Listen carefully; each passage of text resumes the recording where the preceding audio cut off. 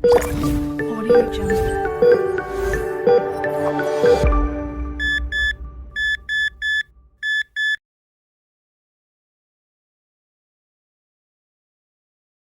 आज हम पढ़ेंगे मल्टीपल स्क्लेरोसिस। मल्टीपल स्क्लेरोसिस जो है वो ग्रेव्स डिजीज की तरह न्यूरोमस्कुलर डिसऑर्डर में या फिर ऑटोइम्यून इन्फ्लेमेटरी में आती है।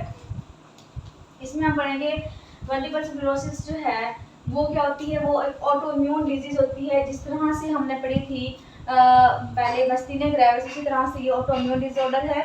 और किसका डिसऑर्डर है? ये है डिमाइलिनेटिंग डिसऑर्डर है। मेन जितने भी हमारे सीएनएस के अंदर, सीएनएस में ब्रेन आता है और स्पाइनल कॉर्ड आता है, दोनों में जो डिमाइलिनेटिंग होते हैं, शीट होती है, सेल्स होती हैं, उनको ये डिस्ट्रॉय करती है। क्यों? क्योंकि उनके खिलाफ एंटीबॉडीज बन जाती हैं जो कि अटैक करती हैं ओलिगोडेंड्रोसाइट्स को। सो इस तरह से जो है ओलिगोडेंड्रोसाइट जब खराब हो जाता है तो एक्सोनल पे जो फाइबर्स जा रहे होते हैं, एक्सोनल सेल्स पे, उन नर्व्स में जो है डिमाइलेशन होने की वजह से प्रॉपर तरीके से सिग्नल नहीं जा रहा होता, सिग्नल नहीं जाएगा तो इसमें मल्टीपल जो है न्यूरोलॉजिकल सिम्टम्स आएंगी। मोस्टली जो ये प्रेजेंट करती है ये अडल्ट एज में प्रेजेंट करती है और मोस्ट कॉमन होती है फीमेल्स में, और 20 to 40 ईयर्स में ये प्रेजेंट करती है। बिल्कुल छोटी उम्र में ये नहीं होती, ना ही ओल्डर एज में प्रेजेंट करती है। सो इसकी जो मेन एवरेज है वो 20 to 40 ईयर्स है। वैसे तो कहा जाता है कि मल्टीपल स्क्लेरोसिस की जो कॉज है वो अननोन है, लेकिन कुछ ऐसे रिस्क फैक्टर हैं जो समझे जाते हैं कि हो सकता है कि इसकी वजह से मल्टीपल स्क्लेरोसिस जो है थोड़ा कुछ ना कुछ कंट्रीब्यूट करता हो उसमें। इसमें मेन जो सिम्टम है वो है जेनेटिक और इन्वायरमेंटल। जेनेटिक बहुत इंपॉर्टेंट है। अगर एक ट्विन को है, ट्विन ब्रदर्स हैं, ट्विन बच्चे हैं, अगर एक को है दूसरे को 30% चांसेस है कि मल्टीपल स्क्लेरोसिस हो। इस तरह से अपने बच्चों को 15% चांसेस होते हैं कि आगे जो है ये फर्दर जो है किसी बच्चे में अपीयर हो। इस तरह से इसकी जेनेटिक एंड फेमिलियल जो है वो इसके जो है ना वो हो सकती है। सेकंड जो है वो है एनवायरमेंटल फैक्टर।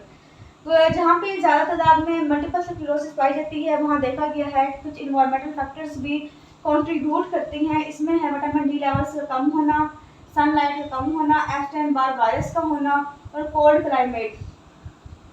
ओके जी, ये जो है कुछ ऐसे रिस्क फैक्टर्स हैं जो इम्पोर्टेंट नहीं है, बट एक दफ़ा आपको रीड करना ज़रूरी है। फिर हम बात करते हैं कि इसकी टाइप्स क्या है। टाइप्स जो है वो 4 में डिवाइडेड हैं मल्टीपल स्क्लेरोसिस की।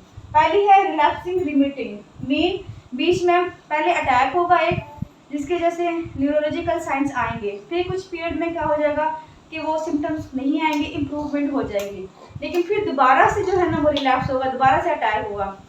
कहा जाता है कि 1.5 साल में एक दफ़ा अटैक जो है पेशेंट को आता होता है। सो आस्ते आस्ते क्या होता है कि रिलैप्सिंग होती है, फिर रिमेंटिंग, तो पेशेंट को आस्ते आस्ते सिम्टम आते हैं, फिर इम्प्रूवमेंट हो जाती है। ये मोस्ट कॉमन टाइप है इसकी। तकरीबन 80 to 95% पेशेंट जो है लोग उनमें ये वाली टाइप पाई जाती है और इसकी प्रोग्नोसिस भी बहुत अच्छी है। अगर आप इस कंडीशन में अगर पेशेंट है भी रिलैप्स रिमिटिंग फेज में, तो अगर इसमें आप मेडिसिन देती हैं तो उसकी अच्छी इंप्रूवमेंट होती है। फिर है प्राइमरी प्रोग्रेसिव। अगर एक पेशेंट को एक अटैक हुआ है और अटैक होने के साथ ही उसमें कोई रिमिटिंग फेस नहीं आया, रिलैप्सिंग फेस नहीं आया, बल्कि वो कंटिन्यू हो गई है उसी तरह से ही, कोई खास इंप्रूवमेंट नहीं आ रही, तो वो होती है प्राइमरी प्रोग्रेसिव, के स्टार्ट से ही वो प्रोग्रेसिव हो गई है।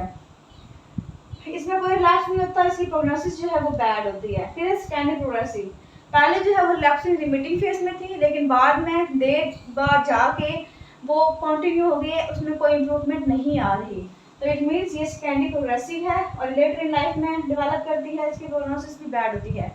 फिर होती है फुलमिनेंट। फुलमिनेंट में ये होता है कि इसका ऑनसेट होने के साथ ही प्रोग्रेसिव होती है और ये सडन प्रोग्रेसिव होती है। जो ये वाली प्रोग्रेसिव थी ये स्लोली प्रोग्रेसिव होती है, लेकिन ये वाली सडन प्रोग्रेसिव होती है और बहुत देर तक कंटिन्यू रहती है। इसमें जो है अर्ली डेथ होने के चांसेस होते हैं, लेकिन इसकी परसेंटेज बहुत कम होती है।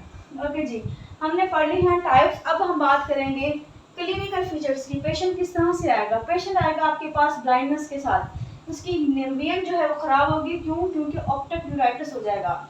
हमें पता है कि जो नर्व लेके आ रही होती है विजन के लिए, ऑप्टिक नर्व जो आ रही होती है उसमें भी जो है ओलिगोडेंड्रोसाइट्स होती हैं, वो भी सप्लाई करती है जो आंख को, तो उसको भी अटैक करेगी, तो उसकी वजह से जो है नर्व का प्रॉब्लम होगा। मेनली क्या होता है कि आफ्टर डिफेक्ट होता है इसके अंदर, ऑप्टिक की एट्रोफी स्टार्ट हो जाती है और इसमें इंटरन्यूक्लियर ऑप्थेल्मोप्लेजिया हो जाता है। दैट्स व्हाई हम कहते हैं कि ऑप्टिक न्यूराइटिस। ये इंपॉर्टेंट आपका डायग्नोस्टिक पॉइंट है इसके अंदर। इसके अलावा क्या होता है कि बॉडी के अंदर सेंसरी लॉसेस होती हैं। पहले हमने पढ़ा मास्टीनिया ग्रेविस में, तो उसमें कोई सेंसरी लॉस नहीं था, लेकिन इसमें सेंसरी लॉस होगा मेनली ट्रंक में और लिम्ब में। इसके अलावा एक्यूट ब्रेन स्टेम सिंड्रोम होगा। अगर सेरिबैलम इफेक्ट हो गया है, साथ ब्रेन स्टेम इन्वॉल्व हो गया है, वहाँ की भी डीमाइलेशन स्टार्ट हो गई है, तो उसके सिम्टम भी आएंगे। उसके सिम्टम में क्या क्या आता है? डिप्लोपिया हो सकता है, एटेक्सिया हो सकता है, स्कैनिंग स्पीच हो सकती है और निस्टैग्मस हो सकता है। तो आई के जो भी जितने भी सिम्टम्स हैं वो बहुत इंपॉर्टेंट हैं। इसके अलावा अपर लिम्ब का जो है वो फंक्शन भी खराब हो सकता है। इसके अलावा क्रेनियल नर्व 6 जो है उसकी पाल्सी हो सकती है। एक सिम्टम है जिसे हम कहते हैं लहरमिटिस सिम्टम। इसमें क्या होता है कि अगर हम पेशेंट को कहते हैं कि अपनी जो हेड है वो फ्लेक्स करे, जब वो फ्लेक्स करेगा तो उसको electric shock type sensation feel होंगी अलोंग द स्पाइनल कॉर्ड, फिर स्पाइन के साथ जो है उसको सेंसेशन फील होंगी। इसे कहते हैं लहरमिटिस सिम्टम। फिर है पैराप्रेसिस, या लोअर लिम्ब का जो है वो जो है प्रेस स्टार्ट हो जाएगा, उसकी सेंसरी लॉस हो जाएगी। इसके अलावा पोस्चरल ट्रेमर भी होंगे इस पेशेंट के अंदर। ट्राइजेमिनल न्यूरैल्जिया हो सकता है, फेशियल पाल्सी हो सकती है, और इसके अलावा जो ब्लैडर है इसका न्यूरोजेनिक ब्लैडर हो जाएगा, क्योंकि स्पाइन इन्वॉल्व हो जाएगी तो फिर न्यूरोजेनिक ब्लैडर हो जाएगा। इसके अलावा पैराप्रेसिस जो है ना वो भी हो सकता है। तो ये जो है सिम्टम सारे इंपॉर्टेंट है इसके अंदर, और इसको बहुत इजीली आप डायग्नोस कर सकते हैं। अब पेशेंट आया है, सिम्टम बताइए आपको ये वाले, तो आप बहुत जल्दी और बहुत इजीली जो है डायग्नोस कर सकते हैं। कैसे? उसका आप एमआरआई करवा सकते हैं। जैसे पेशेंट आया, आपने इन्वेस्टिगेशन में उसका एमआरआई करवा दिया। एमआरआई क्या करेगा कि बाकी जितने भी स्ट्रक्चरल लेयर्स हैं उसको एक्सक्लूड कर देगा। सो हमें एमआरआई में क्या मिलेगा? वहाँ पे प्लैक्स मिलेंगे डिमाइलेशन के। मेनली कहाँ होते हैं ये? ब्रेन के अंदर जो पैरावेंट्रिकुलर एरियाज होते हैं वहाँ पे हमें वाइट कलर के प्लैक्स मिलेंगे, जो कि इसको करते हैं कि डायग्नोस्टिक पॉइंट के लिए बहुत इंपॉर्टेंट है। इसके अलावा स्पाइनल कॉर्ड को इन्वॉल्व कर लिया तो वहाँ भी हमें वाइट प्लैक्स मिलेंगे, तो इस तरह से हम डायग्नोस कर लेंगे। लेकिन इसके अलावा हमने अदर साइड्स की इन्वॉल्वमेंट है या नहीं वो देखने के लिए हम एमआरआई बाकी जगह का भी करवा सकते हैं, और इसके अलावा वियर वर्क पोटेंशियल भी करवा सकते हैं। ओके, उसके बाद हमने क्या करवाना है? हमने सीएसएफ को एग्जामिन करवाना है। तो हमें पता है कि सीएसएफ का हमने पढ़ा था कि मल्टीपल स्क्लेरोसिस के अंदर इसमें मेनली क्या मिलता है कि सेल काउंट ज़्यादा होगा। प्रोटीन इलेक्ट्रोफोरेसिस करवाएंगे तो इसमें ओलिगो कोलोनल बैंड्स मिलते हैं, जिसे हम कहते हैं कि आईजीजी, जो ना आईजीजी में ग्लोबुलिन्स मिलता है। मेनली वो ओलिगो कोलोनल बैंड्स जो हैं वो उसके अंदर मिलते हैं प्रोटीन्स में। ओके, इसके अलावा हमने एक्सक्लूड करनी है, कोई और कंडीशन तो नहीं है, कोई और ऑटोइम्यून डिजीज तो नहीं है, उसके लिए हम चेस्ट एक्सरे करवा लेंगे, सीरम एंजियोटेंसिन कन्वर्टिंग एंजाइम करवा लेंगे। इसके अलावा सीरम बीटा 12 करवा लेंगे, एएनए करवा लेंगे, एंटीफॉस्फोलिपिड एंटीबॉडीज करवा लेंगे, ताकि सार्कोइडोसिस एसएलई वगैरह को हम एक्सक्लूड कर दें। सो इसके लिए इम्पोर्टेंट है। एक बात आपने याद रखनी है कि जो ये सिम्टम है, अगर पेशेंट टेम्परेचर हॉट बाथ ले या एक्सरसाइज करे तो ये जो कंडीशन है ये वर्स्ट करती है। तो ऐसे पेशेंट से कहते हैं कि आपने एक्सरसाइज नहीं करनी, और इसके अलावा गर्म जो है हॉट बाथ भी नहीं लेना। नेक्स्ट अपन पढ़ते हैं मल्टीपल स्क्लेरोसिस की मैनेजमेंट, की हमने इस पेशेंट को किस तरह मैनेज करना है। एक बात याद रखनी है कि मल्टीपल स्क्लेरोसिस में एक ट्राइएड होता है जो कि सिम्टम का ट्राइएड है, जिसे हम कहते हैं चारकोल ट्राइएड। इसमें क्या होता है कि एक स्कैनिंग स्पीच होती है, दूसरा निस्टैग्मस होती है, तीसरा ये कि इंट्रा ऑक्यूलर जो है ऑप्थेल्मोप्लेजिया होता है। सो आपने ये ट्राइएड याद रखना है। इसकी मैनेजमेंट जो है हमने किस तरह करनी है, इसमें एक्यूट फेस आता है और क्रोनिक फेस भी आता है। सो हमने एक्यूट फेस में किस तरह ट्रीट करना है इसको। अगर पेशेंट को एक्यूट फेसेस हैं तो हमने कॉर्टिकोस्टेरॉइड्स देने हैं, लेकिन कॉर्टिकोस्टेरॉइड्स जो है आपने कंजक्टिव नहीं देना बल्कि पल्सिस की फॉर्म में देना है।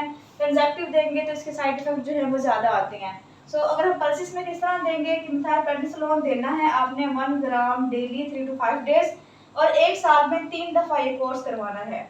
इस तरह से पेशेंट को जो है मिथाइलप्रेडिसोलोन के साइड इफेक्ट नहीं आते। सो आप कॉर्टिकोस्टेरॉइड भी यूज़ कर सकते हैं। अगर पेशेंट ये टॉलरेट ना करे तो आप प्लाज्मा एक्सचेंज करवा सकते हैं। फिर हम देखते हैं disease modifying treatment. Disease modifying treatment में जो है मेनली आपकी बहुत सी ड्रग्स हैं, लेकिन मैंने 2 ग्रुप में डिवाइड किए, जिसमें एक ऐसी ड्रग होती है ग्रुप जो कि 30 to 50% इसका अटैक को कम करती हैं, और वो जो है वो इंटरफेरोन बीटा और ग्लैटिरामर एसीटेट देते होते हैं। सेकंड जो ग्रुप है वो है निटालिजुमैब, जो 50% कम करती है एक्यूट फेस को। हम देखें इसकी ट्रीटमेंट ऑफ कॉम्प्लिकेशंस, क्योंकि मल्टीपल स्क्लेरोसिस में मेनली कॉम्प्लिकेशंस को मैनेज करना होता है। कॉम्प्लिकेशंस कौन कौन सी हो सकती हैं? स्पास्टिसिटी हो सकती है, बॉडी के अंदर डिसस्थीसिया हो सकता है, ब्लैडर सिम्टम्स आ सकते हैं, और इसके अलावा फटीग हो सकती है, और इरेक्टाइल डिसफंक्शन हो सकता है। अगर स्पास्टिसिटी पेशेंट को हो गई है तो आपने फिजियोथेरेपी करवानी है, और साथ साथ बैक्लोफिन मेडिसिन दे सकते हैं, टिजारिडीन दे सकते हैं, नंटोलिन दे सकते हैं, बोtulinum दे सकते हैं, और गाबापेंटिन दे सकते हैं। अगर डिसस्थीसिया है तो आपने कार्बापेनम दे सकते हैं, गाबापेंटिन दे सकते हैं, एमिट्रिप्टालिन दे सकते हैं, और फेनाटोइन दे सकते हैं। अगर पेशेंट को ब्लैडर के सिम्टम्स आती हैं और ब्लैडर का जो है वो बिल्कुल कंट्रोल खत्म हो गया है, तो आप उसमें कैथेटराइजेशन कर सकते हैं और एंटीकोलिनर्जिक या सोलिफेनासिन दे सकते हैं। अगर पेशेंट को फटीग होता है तो आपने एमेंटाडीन और एमिट्रिप्टालिन दे सकते हैं। अगर पेशेंट को इरेक्टाइल डिसफंक्शन है तो आप इस कंडीशन में सिल्डेनाफिल दे सकते हैं इसकी एज अ ट्रीटमेंट। सो इस तरह से आपने मल्टीपल स्क्लेरोसिस को याद रखना है।